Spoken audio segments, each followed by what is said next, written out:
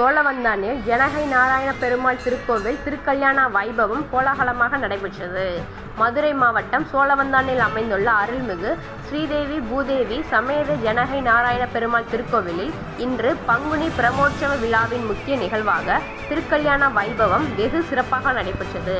49ஆம் ஆண்டு பங்குனி பிரமோற்சவத்தை முன்னிட்டு நடைபெற்ற இந்த திருக்கல்யாண வைபவத்தில் பட்டாச்சாரியார்கள் வேத மந்திரங்கள் முழங்க ஸ்ரீ ஜனகை நாராயண பெருமாளுக்கும் ஸ்ரீதேவி மற்றும் பூதேவி தாயார்களுக்கும் திருமணம் நடைபெற்றது. இந்த மங்களகரமான வைபவத்தில் திரளான பக்தர்கள் கலந்து கொண்டு சுவாமி தரிசனம் செய்தனர். பக்தர்கள் சீர்வரிசை பொருட்களை எடுத்து வந்து பெருமாளுக்கு சமர்ப்பித்தனர்.